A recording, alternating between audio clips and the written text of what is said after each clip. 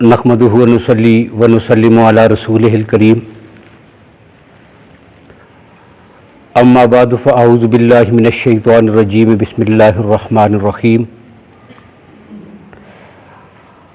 व सयुजन्नबुहल अत्क़ा अल्लज़ी युती मालहु यतज़क्का व मा लि अहदिन इंदहु मिन निअमतिन तुजज़ा इल्ला इब्तिग़ाअ वजहि रब्बिहिल आला व लसौफ़ यरज़ा। सदक़ल्लाहुल अज़ीम। आज का ये दर्स कुरान जिसका इत्माम किया गया है, इस्लामी साल के एतबार से माह जुमादुल उखरा का महीना है और इस महीने की 22 तारीख को यानी बुध वाले दिन जो 22 तारीख आ रही है चाँद की, सन 13 हिजरी में नबी अकरम सल्लल्लाहु अलैहि वसल्लम के जाननशीन आकाए कायनात सल्लल्लाहु अलैहि वसल्लम के ससुर, मुसलमानों के पहले खलीफा नबी अकरम सल्लल्लाहु अलैहि वसल्लम के अजीम सहाबी अमीरुल मोमिनीन सैयदना अबू बकर सिद्दीक़ अकबर रज़ी अल्लाह ताला अन्हु का यौम वफ़ात है। इस हवाले से पूरे मुल्क में तमाम मसाजिद में दुरूस का एहतमाम किया गया है। उसी सिलसिले का एक दर्स आज आपकी मस्जिद में भी है। अबू बकर कौन शख्सियत हैं, ये कौन है, इनकी अज़मत क्या है, इस्लाम में इनका मकाम क्या है और इनकी सीरत और किरदार को पढ़ने और समझने की ज़रूरत क्या है, ये बहुत तवील उन्वान है और अगर इस पर सैर हासिल गुफ्तगू की जाए तो कई घंटों में भी बात मुकम्मल नहीं होती, लेकिन वक़्त का इख्तिसार मलहूज़ रखते हुए चंद मसाइल और फ़ज़ाइल उनके बस आपके सामने ज़िक्र करनी है और फिर उसी से पता चल जाएगा। वो हमारे यहाँ उर्दू में भी इनको में भी एक बात कहा करते हैं कि चावलों को देखने के लिए पूरे देशके को चेक करना ज़रूरी नहीं होता, बस एक दाने को निकाल के देख लें, बाकी का पता चल जाएगा। जब एक दो फ़ज़ाइल या चंद चीज़ें सामने आएंगी तो उसके आईने में हम देख लेंगे कि अबू बकर का किरदार कितना आला और उजला और कितना बुलंद है। तो अमूमन मैं उनके फ़ज़ाइल का आगाज़ उस वक़्त से किया करता हूँ कि जब से अल्लाह ने कायनात की तख्लीक की है। वैसे तो शख्सियात की किरदार का, सीरत का, फ़ज़ाइल का आगाज़ तब ही होगा कि जब वो पैदा हुआ या बड़ा हुआ, तो वहाँ से आगाज़ करते हैं फ़लाँ तारीख़ को ये शख्सियत पैदा हुई है। लेकिन कायनात में कुछ शख्सियात ऐसी भी हैं कि रोज़ अज़ल से अल्लाह ने जिनकी अज़मत को कायनात के सामने ला के उजागर कर दिया था। इन्हीं शख्सियात में से एक शख्सियत सैयदना अबू बकर सिद्दीक़ रज़ी अल्लाह ताला अन्हु की भी है। हदीस में है, अल्लाह के नबी सल्लल्लाहु अलैहि वसल्लम फरमाते हैं कि लम्मा खलक़ल्लाहुल अर्श कतब अलैहि बिनूरिन, अभी ज़मीन व आसमान मखलूक़ात कुछ नहीं बना था, अल्लाह ने अपने अर्श की तख्लीक फरमाई थी सिर्फ। अब जब अर्श बन गया तो अल्लाह ने अपनी कुदरत कामला से उस पर एक जुमला लिखा और वो जुमला क्या है वो भी हदीस में है। अल्लाह के नबी सल्लल्लाहु अलैहि वसल्लम फरमाते हैं कतब अलैहि बिनूरिन ला इलाहा इल्लल्लाहु मुहम्मदुर रसूलुल्लाह। ये जो हम कलमा पढ़ते हैं ये कलमा लिखा हुआ था और इस कलमे के साथ आगे लिखा हुआ था उम्मतुहु अफजलुल उमम, इस नबी की उम्मत कायनात के सारे नबियों और रसूलों की उम्मत से अफजल और आला है। और फिर जो अगला जुमला लिखा हुआ था व अफजलुहा अबू बकरिन, इस उम्मत में भी जो सबसे ज़्यादा फजीलत वाला मैं पैदा करूँगा उसका नाम अबू बकर है। ان کی عظمت کا آغاز تو وہاں سے ہو جاتا ہے۔ اور پھر قرآن پاک میں ہے منہا خلقناکم وفیہا نعیدکم ومنہا نخرجکم تارۃ اخری، کہ اللہ کی ذات نے انسانوں کی تخلیق کے لیے جو کائنات سے مٹی اٹھائی ہے، اب یہ مٹی مختلف جگہوں سے اٹھائی گئی۔ اب آئیے دیکھتے ہیں اللہ نے صدیق اکبر کے خمیر کے لیے مٹی کا انتخاب کہاں سے کیا ہے؟ تو نبی اکرم صلی اللہ علیہ وسلم کا فرمان ہے۔ مولانا احمد رضا خان بریلوی یونی کا ترجمہ میرے سامنے لا کے احباب نے رکھ دیا، تو انہوں نے فتاوی افریقہ میں ایک حدیث نقل فرمائی ہے، اور علامہ زرقانی رحمہ اللہ نے مواہب اللدنیہ میں معراج کے سفر میں بھی ایک حدیث ذکر فرمائی، دونوں سے ایک ہی بات معلوم ہوتی ہے۔ اب انہوں نے فتاوی افریقہ میں کیا لکھا، تو وہاں پر وہ لکھتے ہیں کہ اللہ کے نبی صلی اللہ علیہ وسلم نے فرمایا ما من مولود الا وفی سرتہ من تربتہ التی خلق منہا حتی یدفن فیہا، کائنات میں جتنے مخلوق، جتنے بچے جو بھی پیدا ہوتے ہیں، اللہ نے جو جس مٹی سے ان کا خمیر لیا ہے، اس مٹی کا اثر ہر بچے کی ناک میں موجود ہوتا ہے، اور یہی وجہ ہے کہ جب وہ بڑا ہو کر، جوان ہو کر، بوڑھا ہو کر، جس بھی عمر میں وہ دنیا سے چلا جاتا ہے، تو پھر اس کو اسی جگہ پہنچنا نصیب ہوتا ہے جہاں سے اس کا خمیر لیا گیا تھا۔ اب یہ تو عمومی بات ذکر فرمائی۔ اگلا جو جملہ تھا وہ اللہ کے نبی صلی اللہ علیہ وسلم نے فرمایا لوگو وَأَنَا وَأَبِي بَكْرٍ وَعُمَرٍ خُلِقْنَا مِن تُرْبَةٍ وَاحِدَةٍ وَفِيهَا نُطْفَةٌ، میں اور ابو بکر و عمر ہم تینوں ایک ہی مٹی سے پیدا کیے گئے ہیں، اور دنیا سے جانے کے بعد ہم تینوں نے ایک ہی جگہ میں جا کے دفن ہونا ہے۔ اب یہ انہوں نے حدیث کو ذکر کیا، اور مواہب اللدنیہ میں جو الفاظ ہیں وہ یہ ہیں کہ جب نبی اکرم صلی اللہ علیہ وسلم معراج کے سفر پہ تشریف لے کے عرش بری پر جبریل امین نے ایک مقام پہ جا کے سدرۃ المنتہا پہ ساتھ چھوڑ دیا، یا رسول اللہ اب آپ اکیلے یہاں سے آگے تشریف لے جائیں گے، میری پرواز کی انتہا ہو گئی ہے، بس لو دنوت عن ملۃ لافترقت، اگر میں ایک بال کے برابر بھی آگے بڑھوں گا تو پھر تمہیں جل کے اللہ کی تجلی سے راکھ ہو جاؤں گا، اب میری پرواز ختم، اکیلے جائیے۔ اب وہاں پہ حدیث میں موجود ہے مواہب اللدنیہ میں کہ جب اللہ کے نبی اکیلے جانے لگے تو اللہ کے نبی فرماتے ہیں استوخشت وخشتن، مجھے کچھ گھبراہٹ سی ہوئی۔ اب ظاہر اللہ کی تجلی ہے، اللہ کی عظمت ہے، اللہ کا جلال ہے، اور اس میں اللہ کے نبی صلی اللہ علیہ وسلم اور وہ بھی اکیلے۔ اب کہتے ہیں مجھے تھوڑی سی کچھ گھبراہٹ سی ہوئی، تو میں نے فوراً جو ہے ایک آواز سنی کیف یا محمد ان ربک یصلی، میرے آقا ٹھہر جائیے، ابھی تو آپ کا رب نماز پڑھ رہا ہے۔ اب یہ جو آواز میں نے سنی، یہ الفاظ یہ تھے اور آواز ابو بکر کی تھی۔ اب اللہ کے نبی صلی اللہ علیہ وسلم روک کے تھوڑی دیر پھر آگے چلنے لگے۔ اب جب اللہ کے حضور ملاقات ہوئی تو نبی اکرم صلی اللہ علیہ وسلم نے پھر اسی تہجد والے جملوں کے متعلق سوال کیا، جن میں ایک سوال یہ تھا یا اللہ آپ بھی نماز پڑھتے ہیں؟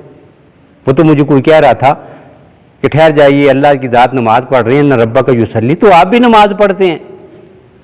تو اللہ نے فرمایا میرے نبی سورہ احزاب میں ہے وَالَّذِي يُصَلِّي عَلَيْكُمْ وَمَلَائِكَتُهُ لِيُخْرِجَكُم مِّنَ الظُّلُمَاتِ إِلَى النُّورِ، اللہ کی ذات کی نماز یہ ہے کہ میں تیری شان کو، تیری عظمت کو ہر وقت بلند کرتا رہتا ہوں۔ ان اللہ و ملائکتہ یصلون علی النبی، نبی اکرم صلی اللہ علیہ وسلم پر جو درود ہے یہ کیا ہے؟ یہ اللہ نے اپنے نبی کے مقام اور مرتبے کو ہر لمحہ ہر آن والا سوف یوتی کا ربوں کا فترضا، اور ساتھ ہی اللہ نے کہا وللآخرۃ خیر لک من الاولی، ہر آنے والا لمحہ تیری عظمتوں میں اضافہ ہی کرتا چلا جاتا ہے۔ تو یہ جو ہے میں اپنے بندوں پہ رحمت نازل کرتا ہوں، ان کی بخشش کرتا ہوں، اور ساتھ ہی جو ہے وہ تیری شان کو بلند کرتا ہوں، بس اس کو میں نے تعبیر کیا ربک یصلی۔ اب یہ بات بھی ہو گئی۔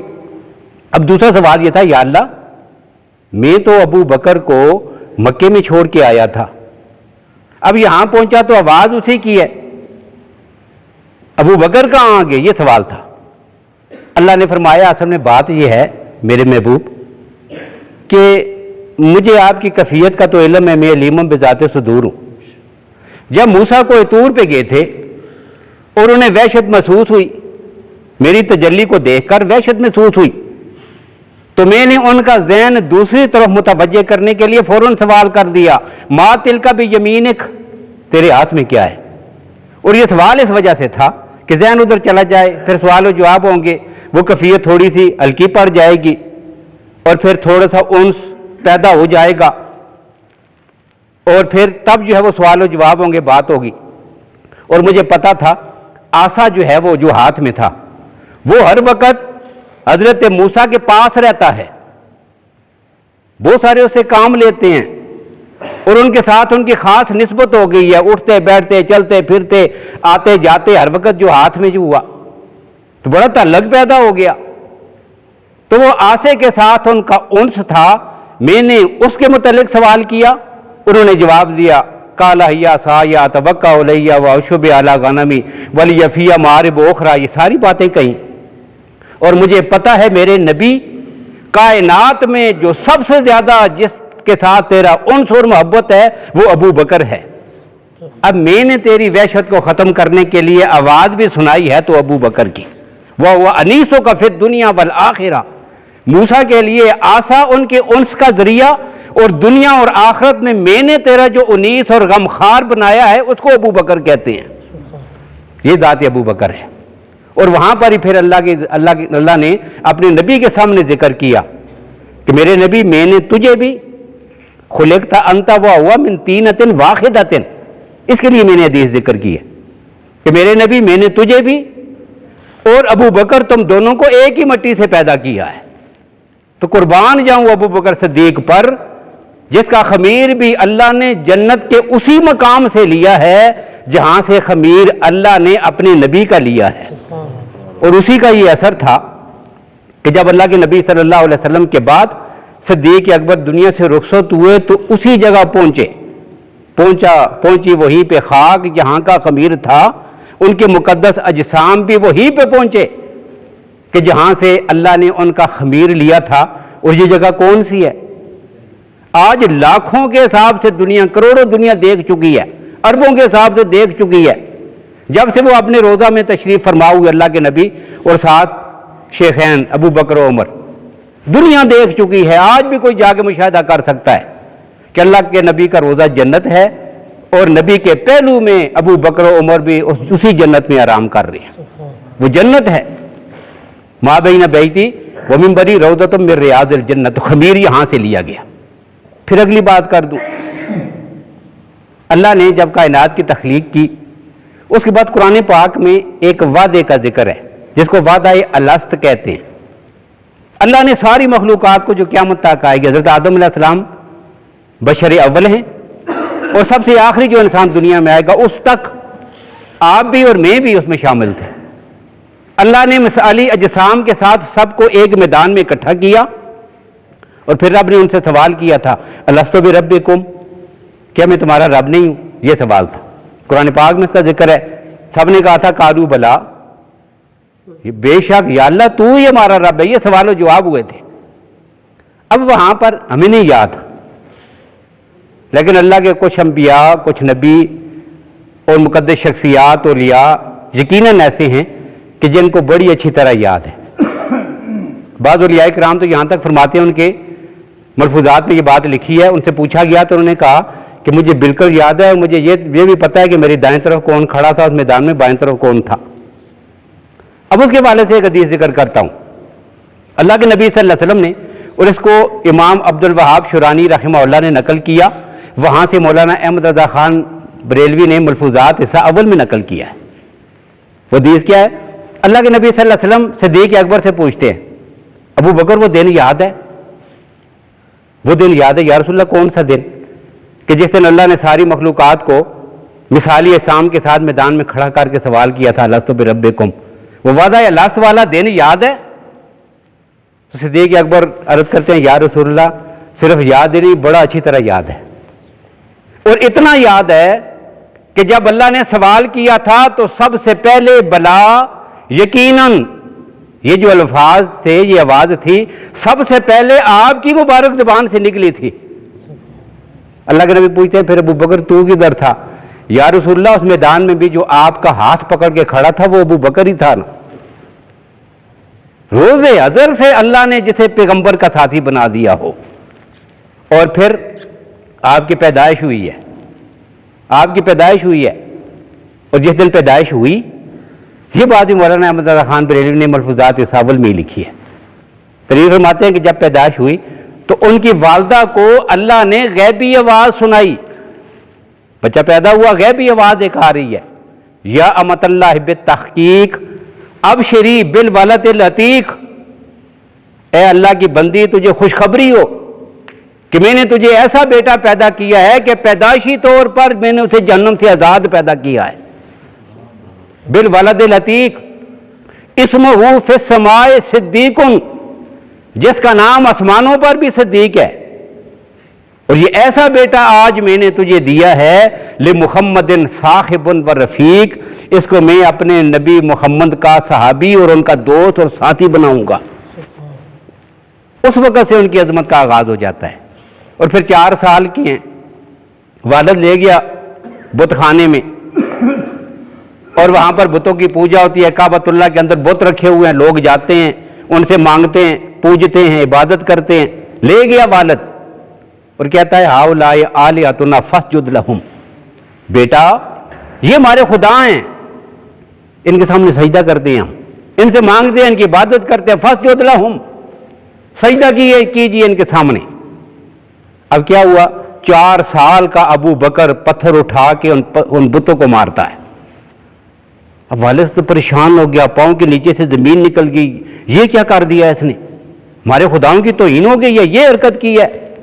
اور یہی وہ کردار ہے کہ جو ابراہیم خلیل اللہ کا ہے. اللہ نے 4 سال کی عمر میں اس امت میں اگر کسی کو کردار خلیل عطا کیا ہے تو وہ ابو بکر ہے رضی اللہ تعالیٰ عنہ. اب والد لے آیا، پریشان ہے، چہرہ اترا ہوا، کیا ظلم ہو گیا ہے، پتہ نہیں آسمان ٹوٹ پڑے گا کہ زمین پھٹے گی. بھائی بھلا کوئی خدا کو گالی دے، ہم پہ کیا گزرے گی؟ ہمارے اللہ کو کوئی نعوذ باللہ کوئی توہین بیش جملہ ہی کہہ دے، کوئی ایسی حرکت کر دے، ہم پہ کیا گزرے گی؟ تو اسی کیفیت سے 2-4 ان کے والد ساتھ لیا، لے کے آگے. اب واپس آئے تو ان کی بیوی نے پوچھا، صدیق اکبر رضی اللہ عنہ کی والدہ نے پوچھا، خیریت تو ہے؟ آج اتنے پریشان سے نظر آ رہے ہو. انہوں نے کہا کیا کہوں، بتانے کی بات بھی نہیں ہے. آج تمہارے بیٹے نے ایسی حرکت کی ہے نا کہ بھئی کسی کو ہم بتا بھی نہیں سکتے، اور بڑی زیادتی ہو گئی ہے. اب پوچھا تو ساری بات بتا دی. میں نے کہا سجدہ کیجیے، اس نے تو پتھر اٹھا کے ان کو مارنا ہی شروع کر دیا. کہتا ہے نہیں، یہ تو ہمارے الہ نہیں ہو سکتے. تو ان کی والدہ نے کہا کسی کچھ نہ کہیے، خاموش ہو جائیں، پریشانی کی کوئی بات نہیں ہے. جب پیدا ہوا تھا تو میں نے یہ آواز سنی تھی، اللہ نے اسے جہنم سے آزاد توحید پرست اور پیغمبر کا صحابی بنا کے پیدا کیا ہے. یہ کوئی عام بچہ تھوڑا ہی ہے. بات گزر گئی، 4 سال کی بات ہے، کس کو یاد ہو. لیکن اللہ نے کائنات کے انسانوں کے سامنے ابو بکر کی عظمت کو اجاگر کرنا تھا. اب کیا ہوا؟ بڑے ہوئے، جوان ہوئے، آقا کائنات کی بعثت ہوئی، پیغمبر کا کلمہ پڑھا، آپ کے صحابی بنے، آپ کے رفیق، غلام اور خادم بنے، پیغمبر کے قدموں پہ آ کے بیٹھ گئے. اللہ کے نبی صلی اللہ علیہ وسلم نے یہی بات ان کے سامنے ذکر کر دی. ابو بکر جب تو 4 سال کا تھا، ایک واقعہ ہوا تھا، سارا واقعہ ذکر ہوا. ابو بکر صدیق نے کہا یا رسول اللہ مجھے وہ بھی یاد ہے، وہ واقعہ مجھے یاد ہے، لیکن تائید کون کرے؟ اللہ نے آسمانوں سے جبریل امین کو بھیجا، جاؤ میرے نبی کو کہہ دو صدق ابو بکر و صدیق، ابو بکر سچ کہتا ہے، اس نے یہ کام کیا بھی ہے، اسے واقعہ یاد بھی ہے، اور یہ ابو بکر سچ کیوں نہ کہے، میں نے اسے پیدا ہی صدیق کیا ہے، سچا کیا ہے. اور پھر قرآن نے بھی کہا والذی جاء بالصدق وصدق بہ، جو سچ لے کے آیا ہے اور جو صدیق اس کی صداقت کا سب سے پہلے اعلان کرنے والا ہے، اولئک هم المتقون، یہی تو کائنات کے سب سے بڑے متقی ہیں. تو یہ ان کی وہ عظمت ہے کہ جو روز اول سے شروع ہو رہی ہے.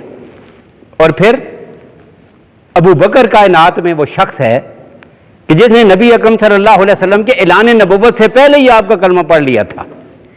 اب یہاں پر بھی ایک علمی بات چھڑتی ہے کہ سب سے پہلے کس نے کلمہ پڑھا تھا؟ بچوں میں سب سے پہلے سیدنا علی المرتضیٰ رضی اللہ عنہ نے، غلاموں میں سیدنا زید رضی اللہ تعالیٰ عنہ نے، عورتوں میں پیغمبر کی زوجہ محترمہ ام المومنین سیدہ خدیجہ رضی اللہ تعالیٰ عنہ نے، بچیوں میں پیغمبر کی 4 بیٹیوں نے، اور مردوں میں سب سے پہلے صدیق اکبر رضی اللہ تعالیٰ عنہ نے سیرت کی عام کتابوں میں یہی بات ملتی ہے، لیکن میرا جو مزاج ہے اس کے مطابق میں ایک اور بات کہا کرتا ہوں، اور وہ یہ ہے کہ مختلف کتب میں ہے۔ سیرت خلبیہ میں علی بن برہان الدین خلبی رحمہ اللہ نے بھی اس بات کو ذکر کیا ہے۔ وہ لکھتے ہیں کہ ابھی اللہ کے نبی نے اعلان نبوت نہیں فرمایا تھا، رات کو ابو بکر سو گئے اور خواب میں ایک منظر دیکھا۔ منظر کیا تھا؟ رأى القمر نزل الی مکہ تھا، 14ویں کا چاند چمک رہا ہے آسمان پر، پورا چاند ہے، چمکتا ہے، آسمان پر ہے، اور آہستہ آہستہ اوپر سے نیچے کی طرف آ رہا ہے۔ اب نیچے اترتے اترتے مکہ میں آ گئے، بالکل زمین کے قریب، اور زمین کے قریب پہنچ کر وہ پورا چاند جو جڑا ہوا تھا بکھر گیا، ایک ایک کرچی، ایک ایک روشنی، ایک ایک شعاع الگ ہو کر ہر گھر میں داخل ہو رہی ہے۔ ایک روشنی اس گھر میں، دوسری اس میں، تیسری اس میں۔ مکہ کا کوئی شہر، کوئی خیمہ، کوئی جگہ ایسی نہیں بچی کہ جہاں پر وہ روشنی اندر داخل نہ ہوئی ہو، وہ سارا بکھر گیا۔ اور سارے گھر میں پہنچنے کے بعد واپس وہ کرچیاں، وہ روشنیاں واپس آئیں، پھر جڑی اور چاند بنا، اور پورا چاند بننے کے بعد ابو بکر کہتے ہیں میں نے دیکھا وہ میری گود میں آ کے گر گیا ہے، چاند میری گود میں گرا ہوا ہے۔ جھاگ گئے، صبح ہوئی، اس وقت کے جو اہل علم تھے، اہل کتاب، اہل تعبیر لوگ تھے، ان کے پاس چلے گئے کہ میں نے رات کو یہ خواب دیکھا، بڑا عجیب خواب تھا۔ پورا خواب ان کو سنایا۔ فَحَبَّرَهَا لَهُ، ان لوگوں نے ابو بکر کو یہ تعبیر بتائی تھی کہ جو یہ چاند اوپر سے نیچے اترا ہے نا، یہ آخری نبی صلی اللہ علیہ وسلم کے آنے کی پیشن گوئی ہے، اور پھر وہ جو بکھر کر ہر گھر میں داخل ہوا، اس پیغمبر کی روشنی، نور، تعلیم ہر گھر میں داخل ہوگی، اس کی محنت سے اسلام ہر کچے پکے گھر میں داخل ہو کے رہے گا، اور پھر وہ جوڑ کر جو تیری گود میں آیا ہے تو ابو بکر وَأَنْتَ أَسْعَدُ النَّاسِ إِلَيْهِ، اس نبی کے آنے کی وجہ سے کائنات میں سب سے زیادہ جسے خوش نصیبی حاصل ہوگی ابو بکر وہ تو ہے۔ دوستی تھی، چلتے پھرتے ہم عمر تھے، 2 سال کی عمر کا فرق تھا، ہم اثر ہیں، تو انہیں پتا تھا محمد کون ہے صلی اللہ علیہ وسلم، عظمت کردار سے واقف تھے۔ اسی دن سے پتہ چل گیا تھا کہ میں جس کے ساتھ چلتا پھرتا اٹھتا بیٹھتا ہوں یہ میرا دوست کوئی عام انسان نہیں، اس امت کا آخری نبی اور رسول ہے محمد رسول اللہ۔ اسی دن سے ان کو اللہ کا نبی اور رسول مان لیا تھا۔ اور پھر ابو بکر کون ہے؟ اللہ کے نبی صلی اللہ علیہ وسلم نے فرمایا کہ ما طلعت الشمس ولا غربت علی احد افضل من ابی بکر الا ان یکون نبی، کہ پوری کائنات میں جہاں سے سورج نکلتا ہے یہاں پہ جا کے غروب ہوتا ہے، انبیاء کے بعد سب سے زیادہ فضیلت والا ابو بکر ہے۔ کبھی اللہ کے نبی فرماتے ہیں ھذان السمع والبصر، لوگوں یہ ابو بکر و عمر میرے لیے ایسے ہیں جیسے میرے لیے میری آنکھیں ہیں اور میرے لیے میرے کان ہیں۔ کبھی ایسا ہوتا ہے کہ اللہ کے نبی صلی اللہ علیہ وسلم باہر سے مسجد میں تشریف لاتے ہیں، صحابہ کرام مسجد میں پہلے سے بیٹھے ہیں، اور دروازے سے جب داخل ہوتے ہیں تو کیفیت یہ ہوتی ہے وہ آخذ بایدیہما، اللہ کے نبی صلی اللہ علیہ وسلم نے دونوں کے ہاتھ پکڑے ہوتے ہیں، ایک ہاتھ میں ابو بکر کا ہاتھ، دوسرے ہاتھ میں حضرت عمر کا ہاتھ، اور دوستوں کی طرح باتیں کر کے آ رہے ہوتے ہیں۔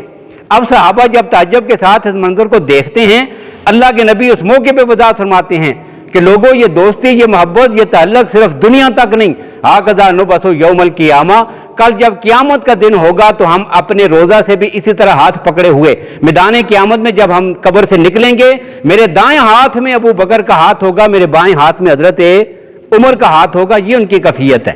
اور جو آیت میں نے پڑھی اس میں اللہ نے تو کھول کر ابو بکر کے دل کی کیفیت بتا دی ہے۔ بھئی اللہ کی ذات نے جو صحابہ کرام کے تذکرے کیے تو ظاہر اللہ کی ذات تو دلوں کو، باہر کو، ظاہر کو، باطن کو، سب کو جانتے ہیں، تو جملہ کہہ دیا بس، بالکل وہ اندر بھی وہی ہے باہر بھی وہی ہے۔ قرآن نے انہیں اولئک هم الراشدون کہا، اولئک هم الفائزون کہا، اولئک هم المفلحون کہا، اولئک هم المؤمنون حقا کہا، تو یہ ساری صفتیں جب ذکر کی تو وہ پکی بات ہے، اندر سے بھی وہی باہر سے بھی وہی۔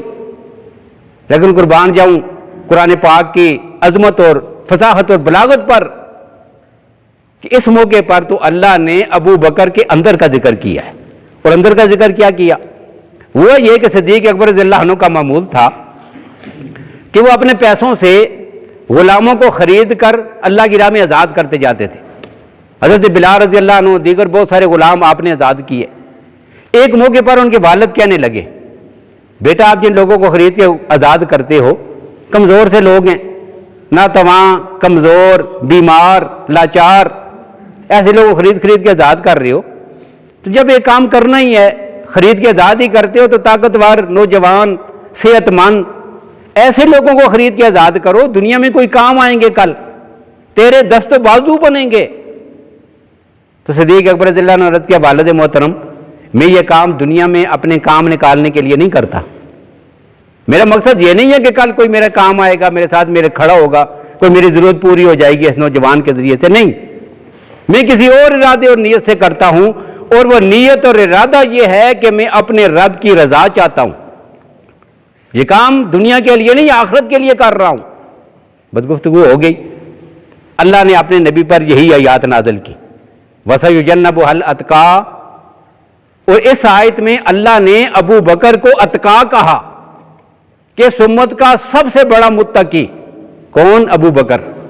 اسے اتقا کہا, سب سے زیادہ متقی آدمی.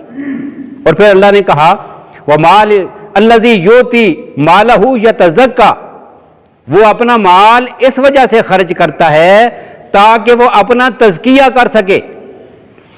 وَمَالِ أَحَدٍ عِندَهُ مِن نِعْمَةٍ تُجْزَى, وہ کسی پر کوئی احسان نہیں رکھنا چاہتا کہ جس کا وہ دنیا میں بدلہ لینا چاہتا ہو. اب دیکھیں یہ اندر کی کیفیت اللہ کیسے ذکر کر رہی ہیں کہ ابو بکر اوپر سے دنیا کے کسی مقصد کے لیے نہیں بلکہ اپنے رب کو راضی کرنے کے لیے کرتا ہے. اور پھر رب نے کہا کہ جب ابو بکر سب کچھ اپنے رب کو راضی کرنے کے لیے کرتا ہے تو پھر میں رب بھی اعلان کرتا ہوں وَلَسَوْفَ يَرْضَىٰ, میں بھی ابو بکر کو ویسے ہی نہیں چھوڑوں گا, اسے راضی کر کے ہی چھوڑوں گا. اب دیکھیں اس شخص کی عظمت کا عالم کیا ہوگا, کون اس کی عظمت کو ذکر کرے گا. پھر ہجرت میں, پھر جہاد, مختلف غزوات کے موقع پر, پھر خلافت میں ان کا کردار, خلافت کے آغاز میں, اور پھر آخرت میں کتنی عظمت والی شخصیت ہے. ہجرت کا موقع ہے, اللہ نے یہ تفسیر حسن عسکری روافض کے ہاں وہ جن شخصیات کو 12 امام مانتے ہیں, جو 11ویں شخصیت ہے, اہل سنت بھی ان کو اپنا امام مانتے ہیں, امام حسن عسکری رحمۃ اللہ تعالی علیہ. ان کے نام سے منسوب قرآن پاک کی تفسیر ہے, تفسیر حسن عسکری. اس میں ایک بات لکھی ہوئی ہے, وہ یہ کہ ایک موقع پر تو صدیق اکبر رضی اللہ تعالیٰ عنہ رسول اللہ کے پاس حاضر ہوئے تھے, بخاری شریف میں ہے کہ یا رسول اللہ مجھے ہجرت کی اجازت دیجیے, حبشہ کی طرف ہجرت ہو رہی تھی, یا رسول اللہ مجھے بھی اجازت دیجیے. پھر مکہ کی ہجرت شروع ہو گئی, یا رسول اللہ میں جانا چاہتا ہوں. اللہ کے نبی نے فرمایا لا تعجل لعل اللہ یجعل لک صاحبا, ابو بکر جلدی نہ کر, اللہ تیرے لیے بھی رفیق سفر کا انتخاب کرے گا, اکیلے نہیں جانا, کسی کے ساتھ جاؤ گے تم. بس اتنی بات کہہ دی. اب کس کے ساتھ جائیں گے؟ تو بعد میں رب نے جو انتخاب کیا اس کا ذکر میں تفسیر حسن عسکری سے کر رہا ہوں, جلد اول ہے اور صفحہ 512 ہے. وہاں پہ انہوں نے یہ لکھا ہوا ہے کہ اللہ نے جبریل امین کو بھیجا, میرے نبی ان اللہ امرک, اللہ کی ذات آپ کو حکم دیتے ہیں ان تستصحب ابی بکر, کہ آپ ہجرت کے سفر میں ابو بکر کو اپنے ساتھ لے کے جائیں. اور ساتھ ہی یہ کہا کہ ابو بکر کو کیوں اپنے ساتھ لے کے جائیں؟ فَإِنَّهُ إِنْ آنَسَكَ وَآذَرَكَ وَثَبَتَ عَلَىٰ تَعَاهُدِكَ وَتَعَاهُكَ كَانَ فِي الْجَنَّةِ مِنْ رَفَقَائِكَ وَفِي غُرَفَاتِهَا مِنْ خُلَصَائِكَ. یہ ساری گفتگو ان کے فضائل ذکر ہوئی. کیوں؟ وہ آپ کا انیس ہے, وہ آپ کا غمخوار ہے. آذَرَكَ, وہ آپ کا ساتھی ہے, وہ آپ کا حمایتی ہے, وہ آپ کے لیے وفا کرنے والا ہے, وہ بڑا وفادار ہے. آذَرَكَ وَصَاحَدَكَ, آپ کی مدد کرنے والا ہے. وَفِي الْجَنَّةِ رُفَقَائِكَ, جنت میں بھی آپ کا رفیق ابو بکر ہے. اور صرف جنت تو رہ گئی اپنی جگہ پر, آپ کا جو محل ہوگا جنت میں, اس کے جو سب سے آخری بالا خانہ ہے جس میں آپ آرام فرمائیں گے, اس کمرے میں اتنی بلندی پر جا کر آپ کے ساتھ جو باتیں کرنے کے لیے میں نے منتخب کیا ہے وہ بھی ابو بکر ہے. یہ ان کی تفسیر میں ہے, یہ ان کی یہاں لکھا ہوا ہے. اور پھر جسے پاکستان کے گلی کوچوں میں, سڑکوں پر نعوذ باللہ کافر کہا جا رہا ہو. بھائی ان کے 11ویں امام، اور جس کو وہ معصوم من الخطا کہتے ہیں، جس سے غلطی ہو سکتی نہیں، اللہ نے معصوم پیدا کیا ہے، عالم ما کان و یکون ہے، اور سارے اختیار خدائی کے اختیارات تک ان کو عطا کر دیے. وہ معصوم امام، اس کے نام سے منسوب تفسیر، اور ان کی کتابوں کی چھپی ہوئی ایران کی، تہران کی چھاپی ہوئی مطبوعہ تہران ہے، اس میں یہ الفاظ ہیں. یہاں تک تو بات ہو گئی. اب اللہ نے ابو بکر صدیق کو بلایا، اور کب بلایا اس کا حوالہ بخاری شریف میں. دوپہر کا وقت تھا، نبی اکرم صلی اللہ علیہ وسلم اپنے گھر سے نکل کر صدیق اکبر رضی اللہ عنہ کے گھر تک تشریف لائے. گرمی تھی، 22-23 دسمبر کی درمیانی رات اللہ کے نبی نے ہجرت فرمائی تھی. تو ستمبر کا مہینہ تھا، اگست ستمبر کا مہینہ تھا، اور عرب میں ستمبر کے مہینے میں بھی گرمی ہوتی ہے سخت. گرمی کا موسم تھا. نبی اکرم صلی اللہ علیہ وسلم تشریف لے گئے. اب اندر جا کے بیٹھے، اللہ کے نبی نے پوچھا کوئی اور آدمی تو نہیں ہے، خصوصی بات کرنی ہے. اب وہاں جا کر پھر اگلی جو گفتگو ہوئی ہے وہاں جا کے ہوئی ہے. اب وہاں پھر کیا ہوا؟ اللہ کے نبی صلی اللہ علیہ وسلم فرمایا اللہ نے حکم دیا ہے کہ میں ہجرت کروں اور تجھے ساتھ لے کے جاؤں، کیا خیال ہے؟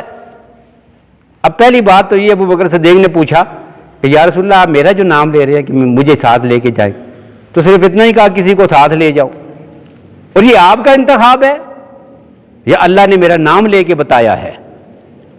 اب کیا وہ اللہ کے نبی نے فرمایا یہ صرف میرا انتخاب نہیں ہے، میں اپنی مرضی سے صرف ایک آدمی پورا کرنے کے لیے تجھے نہیں لے جا رہا، بلکہ اللہ نے آسمانوں سے نام لے کر کہا کہ ابو بکر کو لے کے جاؤ. اب صدیق اکبر اس بات پہ کہ اللہ بھی میرا نام لے کے اپنے نبی کو کہتے ہیں ایسے ساتھ لے کے جا، اتنا خوش ہوئے کہ خوشی کے عالم میں صدیق اکبر رونے لگے. اور سیدہ کائنات سیدہ عائشہ رضی اللہ عنہا فرماتی ہیں مجھے اس دن پتہ چلا کہ زیادہ خوشی ہو تو تب بھی آدمی رونے لگتا ہے، برداشت نہیں ہوتا. میں نے اپنے والد کو روتے ہوئے دیکھا خوشی کی حالت میں. اب اللہ کے نبی نے بتایا یہ پروگرام ہے. اور ساتھ ہی ایک بات اور بھی کہی، وہ بات یہ ہے کہ جب ہجرت کریں گے ہم تو یہ کوئی بچوں کا کھیل نہیں ہے، یہ کوئی آسان کام نہیں ہے، بڑا مشکل کام ہے. اس میں ہم اپنی جان سے بھی جا سکتے ہیں، بڑے دکھ اٹھائیں گے، گھر بار چھوڑنا ہے، بیوی بچوں کو قربان کرنا ہے، مال و دولت کو لٹانا ہے، باپ کو والدین کو بھی چھوڑنا ہے، بچوں کو بھی چھوڑنا ہے، اپنی جان سے بھی کھیلنا ہے، بڑی مشقتیں اٹھانی پڑیں گی. سوچ کر بتاؤ ابو بکر کیا کرو گے؟ یہ سوال تھا. تفسیر عسکری میں سوال بھی موجود ہے. اب جواب میں جو جواب صدیق اکبر نے دیا وہ بھی موجود ہے.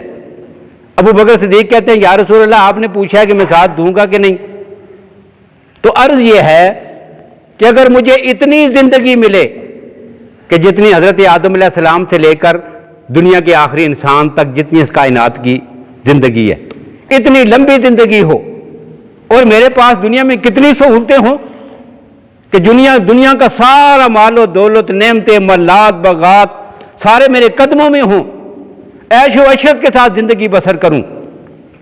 ایک طرف یہ ہو، اور دوسری طرف یہ ہے کہ میں پیغمبر کا ساتھ دوں، میری چمڑی ادھیڑی جائے، میرے جسم کے ٹکڑے کیے جائے، مجھے آگ میں ڈالا جائے، اور دنیا کا سخت سے سخت ترین عذاب ہو، اب میری روح بھی نہ نکلے اور مجھے انگاروں پہ جلایا جاتا رہے. ساری زندگی، اتنی لمبی زندگی جو ذکر کی ہے آپ نے، یہ میں انگاروں پہ لیٹ کے جو ہے وہ برداشت کر سکتا ہوں، اس نعمت کو ٹھکرا کر لات مار کے میں پیغمبر کا ساتھ کبھی نہیں چھوڑوں گا. یہ الفاظ تھے. اب یہ الفاظ زبانی ہیں، اب یہ زبانی دعوے ہیں، اور یہ دعویٰ کوئی بھی کر سکتا ہے. اب ابو بکر تیری عظمت کیا ہے؟ اسی جگہ اسی تفسیر میں لکھا ہوا اگلے جملے بھی اللہ تعالیٰ نے جبریل امین کو بھیجا، جاؤ میرے نبی کو اگلی بات بھی بتا دو. مشورہ تو تم دونوں یاروں کا ہو گیا ہے، اگلی بات بھی بتاؤ. اور اگلی بات کیا ہے؟ اللہ نے پھر وہی جو بھیجی نا، تو نبی اکرم صلی اللہ علیہ وسلم نے ابو بکر کو پھر وہی باتیں کہی. ان اللہ قد اطلع علی قلبک، ابو بکر اللہ نے تیرے دل کو ٹٹول کے دیکھا ہے. اطلاع سے ہے، قلب دل کو کہتے ہیں. اطلع علی قلبک، اللہ نے تیرے دل کو ٹٹول کے دیکھا ہے کہ زبان سے جو کہتا ہے دل میں وہی ہے کہ نہیں، پکا رہے گا، ڈٹے گا، مار کھانے کے لیے تیار ہے، پیغمبر کے لیے سب کچھ قربان کرے گا، یا صرف زبان سے کہتا ہے. اس لیے اللہ نے تیرے دل کا امتحان لیا، ٹٹولا ہے. اور پھر تیرا رب یہ بتانا چاہتا ہے تجھے، فوجد ما فی موافقا لما جرا علی لسان کا، موافق تو آپ سمجھتے ہیں، موافق بالکل برابر وہی اللہ نے اس کے جو دل میں ہے اس کو بالکل اس کے موافق پایا ہے جو اس کی زبان پہ آیا ہے۔ ابو بکر دل اور زبان سے ایک ہے، اور یہی تو وجہ ہے جہالہ کا منی بمنزلت السمع والبصر، اس کی وجہ سے ہی تو اللہ نے تجھے میرے لیے ایسا بنایا ہے جیسا میرے لیے میری آنکھیں اور میرے کان ہیں، تجھے میرے لیے ایسا بنایا ہے جس طرح جسم کے لیے سر ہوتا ہے، اور جہالہ کا منی بمنزلت الروح فی البدن، تجھے میرے لیے ایسا بنایا ہے جس طرح جسم کے لیے اس کی روح ہوتی ہے۔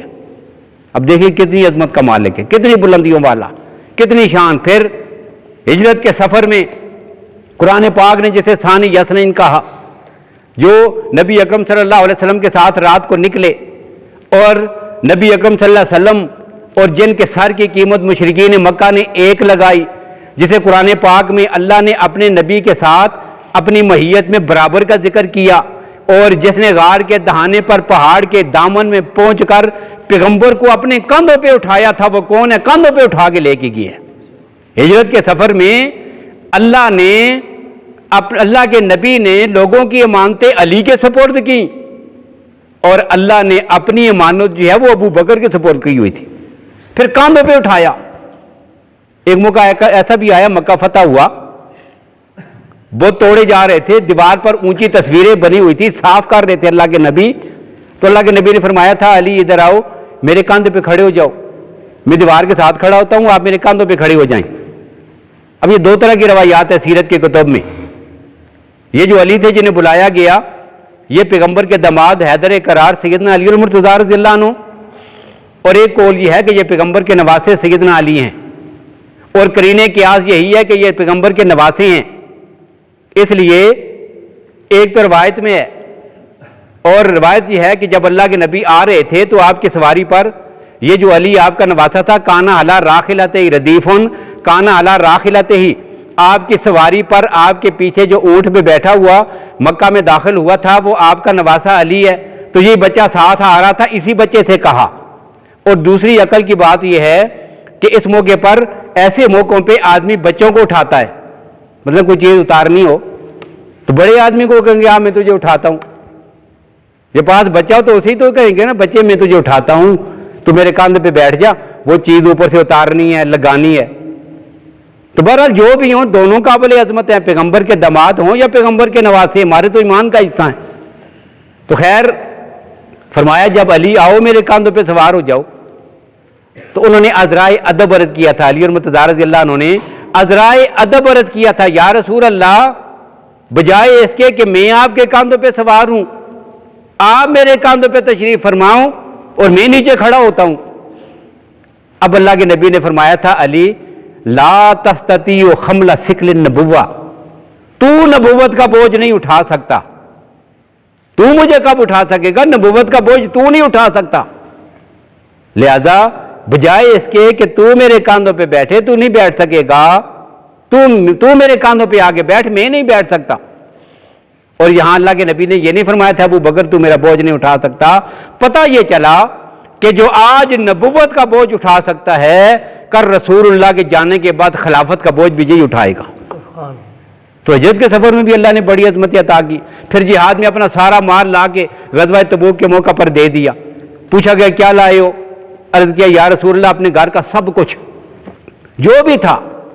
اور اقبال نے پھر اس کو بڑے دلچسپ انداز میں پوری اس پہ جو ہے وہ نظم لکھی ہے، جس کا آخری یہ شعر یہ تھا کہ پروانے کو چراغ بلبل کو پھول بس، صدیق کے لیے ہے خدا کا رسول بس۔ یہ وہ شخصیت ہے۔ پھر رسول اللہ نے اپنی زندگی میں جنہیں اپنے مسلح کا وارث بنایا ہے، مرو ابا بکر فلیصلی بالناس، میں ابو بکر سے کہوں آگے میری جگہ نماز پڑھائے۔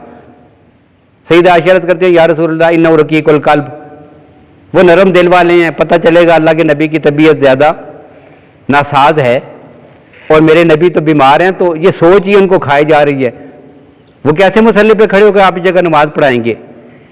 عمر سے کہیں، علی سے کہیں، کسی اور شخصیت سے کہہ دیں۔ اللہ کے نبی نے پھر فرمایا مرو ابا بکر فلیصلی بالناس، عائشہ ابو بکر سے کہو پھر انہوں نے یہ سوال کیا تو اللہ کے نبی نے فرمایا یا باللہ و رسولہ والمؤمنون الا ان یکون ابو بکر، عائشہ میں کیا کروں، یہ صرف میرا مسئلہ نہیں ہے، اللہ کی ذات بھی، میں محمد بھی اور کائنات کے سارے مومن بھی ابو بکر کے علاوہ میرے مسلح پہ اس کی زندگی میں کسی کو کھڑا کرنے کے لیے راضی جو نہیں ہے۔ اتنی عظمت والا، اور 17 نمازیں پھر پڑھائی ہیں۔ اور بخاری شریف کی ایک حدیث سے بڑی عجیب کیفیت معلوم ہوتی ہے، وہ یہ کہ اللہ کے نبی صلی اللہ علیہ وسلم بیماری کی حالت میں ہیں اور وفات سے بالکل قریب صدیق اکبر رضی اللہ عنہ نماز پڑھا رہے تھے کہ اللہ کے نبی کی طبیعت میں تھوڑا فاقہ ہوا، پردہ ہٹایا، دیکھا جماعت کھڑی ہے، صدیق اکبر آگے کھڑے ہیں اور پیچھے صحابہ کرام سارے کھڑے ہیں۔ اور یہاں پر ہمارے خطبہ عجیب جملہ کہا کرتے ہیں، قیمتی جملہ ہے۔ صحابہ کرام قریب تھا کہ نمازیں ٹوٹ جاتی، خوشی تھی اللہ کے نبی تشریف لا رہے ہیں، الحمدللہ اللہ نے صحت عطا فرما دی، ٹھیک ہو گئی ہیں، وہ تو اب خود چل کے تشریف لا رہی ہیں۔ پردہ ہٹایا تو صحابہ کرام کی کیفیت یہ تھی کہ قریب تھا کہ وہ اپنی نماز توڑ دیتے، مشکل سے اپنی جگہ پہ رکے رہے۔ اب جب اللہ کے نبی اور قریب آئے تو صدیق اکبر پیچھے سے ہٹنے لگے۔ اللہ کے نبی نے پیچھے ہاتھ رکھ کے فرمایا اللہ رسلک، ابو بکر اسی جگہ ٹھہرے رہو، اس لیے کہ میں آج نماز پڑھانے کے لیے نہیں، یہ دیکھنے کے لیے آیا ہوں کہ پوری امت میں ابو بکر کی امامت اور خلافت کا منکر کون ہے۔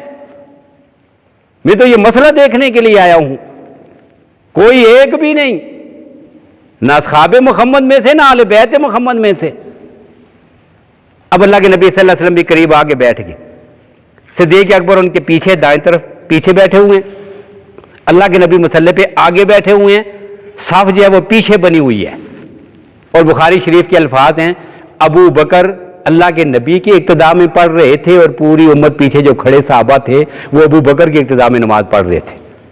یہ کائنات کی وہ واحد نماز ہے کہ جس کے 2 امام ہیں اور ان کے پیچھے جو جماعت ہو رہی ہے۔ اتنی عظمت کا مالک، اتنی شان والا ابو بکر، اور پھر دنیا سے تشریف لے گئے اور 2 سال 3 مہینے 11 دن آپ کی خلافت کا دور رہا۔ منکرین زکوٰۃ، منکرین ختم نبوت، اس زمانے کے مرتدین اور ان سب کے خلاف جہاد کیا، خلافت کا نظام سنبھالا، پوری دنیا میں امن و سکون کا نظام دیا، اور پھر ان کی وفات ہوئی۔ وفات کے بعد پیغمبر کے پہلو میں دفن ہوئے اور کل قیامت کے دن پیغمبر کا ہاتھ پکڑے جو میدان محشر میں آئیں گے۔ میدان محشر میں پہنچ کر سب سے پہلے اللہ کے نبی جس کو حساب و کتاب کے لیے رب کے سامنے کھڑا کریں گے وہ بھی ابو بکر ہے۔ سارے پریشانی میں ہیں۔ اب یہ سارے جمع ہو کے حضرت آدم علیہ السلام کے پاس، طویل حدیث ہے بخاری اور مسلم کی، کہیں گے اللہ کے نبی اللہ کے سامنے سفارش کریں، شفاعت کریں، اور کچھ نہیں، اس عذاب سے تو جان چھوٹے، حساب و کتاب شروع ہو۔ وہ انکار کریں گے، نوح انکار کریں گے، ابراہیم انکار کریں گے علیہ الصلوۃ والسلام، سارے نبی انکار کرتے جائیں گے۔ آخر میں رسول اللہ کے پاس اللہ کے نبی سجدے میں گر جائیں گے، طویل سجدہ کریں گے، اللہ کی حمد و ثنا کریں گے۔ اللہ فرمائیں گے ارفع راسک سل توتا، میرے نبی سر اٹھائیے، مانگیے، جو مانگیں گے میں عطا کروں گا۔ اب اللہ کے نبی سر اٹھا کے عرض کریں گے میرے اللہ ان لوگوں کا حساب و کتاب شروع ہو۔ اللہ فرمائیں گے حساب و کتاب تو شروع ہو، لیکن بتا وہ کون ہے جو آج میرے سامنے آگے ذرا کھڑا ہو، پیش تو کر۔ اب اللہ کے نبی فرمائیں گے یا اللہ پیش کرتا ہوں۔ ابو بکر کہیں گے چل سب سے پہلے تیری باری ہے، تو پیش ہو۔ اب جیسے ابو بکر پیش ہوگا، اچھا ابو بکر ہو، وہی ہے نا کہ جب میرے نبی نے چندہ مانگا تھا تو نے اپنے گھر میں سوئی بھی نہیں چھوڑی تھی، تو نے گھر والوں کے لیے کوئی حساب و کتاب نہیں کیا تھا، جب تو ہجرت پہ نکلا تھا پیچھے کچھ بھی نہیں چھوڑا تھا، اور تیری بیٹی نے تیرے باپ کو خوش کرنے کے لیے پتھر کی کنکریاں تھیلی میں بھر کر بوڑھے اندھے باپ کو بتایا تھا یہ تھیلی پہ ہاتھ لگائیے۔ والد تو بڑے پیسے چھوڑ کے گیا، تو نے نہیں چھوڑے تھے، میرے نبی کے قدموں میں قربان کیے، تو نے کبھی حساب نہیں کیا، میں کائنات کا رب ہو کر تیرے ساتھ حساب و کتاب کروں؟ چل ابو بکر بغیر حساب و کتاب کے جنت میں داخل ہو جا۔ یہ پہلے شخص کا فیصلہ ہے ابو بکر کا۔ اب جنت کے دروازے پر، اور نبی اکرم صلی اللہ علیہ وسلم فرماتے ہیں، صحابہ کے سامنے حدیث بیان فرما رہے تھے، اللہ کے نبی فرماتے ہیں کہ جب حساب و کتاب کے بعد لوگ جنت میں جانے لگیں گے تو جنت کے جو دروازے ہوں گے 8 دروازے، مختلف لوگوں کے لیے مخصوص بھی ہیں، بابر ریان ہے روزے داروں کے لیے، دوسرے مجاہدین کے لیے دروازہ الگ، ذکر اذکار کرنے والوں کے الگ، اولیاء کے لیے الگ، صحابہ کے لیے الگ، انبیاء کے لیے الگ، بس اپنے اپنے دروازے مخصوص ہیں، جا رہے ہیں۔ لیکن کچھ خوش نصیب ایسے بھی ہوں گے جن کو جنت کے 8 دروازوں سے پکارا جائے گا، ان میں سے ابو بکر تو بھی ہے۔ اب اس کیفیت میں وہ جنت میں داخل ہوں گے، اور جنت میں پہنچ کے کیا ملے گا؟ ایک تو وہی ملے گا جو میں نے اس تفسیر کے حوالے سے ذکر کیا، پھر جنت من رفقائے کا، پیغمبر کی رفاقت ملے گی، اور اس کے بالا خانوں میں پیغمبر کے ساتھ دوستی اور گپ شپ کے موقع ملیں گے، نبی کا دیدار میسر ہوگا ہمیشہ کے لیے۔ اور ساتھ ہی اگلا نام کیا ہوگا؟ اللہ کے نبی فرماتے ہیں یا ابا بکرن آتاک اللہ الرضوان الاکبر، ابو بکر اللہ تعالیٰ تجھے اپنی سب سے بڑی رضا رضوان اکبر عطا کرے گا۔ یا رسول اللہ یہ رضوان اکبر کیا ہے؟ اللہ فرماتے ہیں جب سارے جنتی جنت میں چلے جائیں گے تو بھی جائے گا، تو اللہ اہل جنت کو جو سب سے بڑی نعمت جنت میں دیں گے، جس کے مقابلے میں جنت کی کوئی نعمت کچھ حیثیت نہیں رکھتی، اور وہ نعمت ہے رب العالمین کا دیدار کرنا۔ اس میں جو لذت ہوگی وہ جنت کی کسی نعمت میں نہیں ہوگی۔ اب جو ہے وہ رب کا دیدار نصیب ہوگا، تو اللہ کے نبی فرماتے ہیں یتجلی للخلق عامۃ، ساری مخلوق کے لیے دیدار عام ہوگا، اور ابو بکر ویتجلی لک خاصۃ، اللہ تیرے لیے دیدار خاص کا اہتمام کریں گے، تیری خصوصی ملاقات ہوگی، سب کی عمومی ملاقات ہوگی جنت میں رب کے ساتھ، اور تیری خصوصی ملاقات ہوگی، یہ رضوان اکبر ہے۔ تو یہ وہ شخصیت ہے کہ بھائی جمادی الثانی کو جن کی وفات ہوئی ہے، اور ان کی مقدس سیرت کردار اس کی ضرورت اس وجہ سے ہے کہ ایک تو آج جو ہے وہ مسلمانوں کو گمراہ کرنے کے لیے ایسی مقدس شخصیات پہ کیچڑ اچھالا جاتا ہے، لہذا ضروری ہے کہ ان کا دفاع کیا جائے، ان کی عظمت اور شان کو گلی کوچوں میں ہر جگہ پر عام کیا جائے، اور کیونکہ انہی کی بقا سے اسلام کی بقا ہے۔ جب وہ اسلام کی وہ ابتدائی مقدس شخصیات جن کے صدقے قرآن اور حدیث پہنچا وہی ناقابل اعتبار ٹھہری، تو پھر قرآن پہ کیا اعتبار ہوا؟ پھر کلمہ ہمیں کہاں سے ملا؟ تو لہذا دین کو ہمارے مسلمان رہنے کے لیے ضروری ہے کہ اصحاب رسول کی جماعت کا تقدس اور تحفظ کیا جائے اور اس کو برقرار رکھا جائے، اور دوسرا یہ کہ ان کی یہ سیرت اور کردار کے اجلے وہ پہلو ہیں کہ جن کو ہم پڑھیں گے، سنیں گے، سیکھیں گے، اور پھر عملی زندگی میں لائیں گے تو اللہ کی ذات ہمیں پھر عروج اور بلندیاں اور کامیابیاں نصیب فرمائیں گے۔ بس یہ مقاصد ہیں۔ اللہ تعالی ہمیں تمام اصحاب رسول اور آل بیت اعظام رضوان اللہ تعالیٰ علیہم کی سچی محبت اور حقیقت نصیب فرمائیں، اور ایسے لوگوں سے دور فرمائیں کہ جو ان کی شان میں نازیبا قسم کے الفاظ کہتے ہیں اور ان کو برا بلا کہتے ہیں۔ اللہ تعالیٰ ہماری ایمان کی حفاظت فرمائیں۔ وآخر دعوانا ان الحمد للہ رب العالمین۔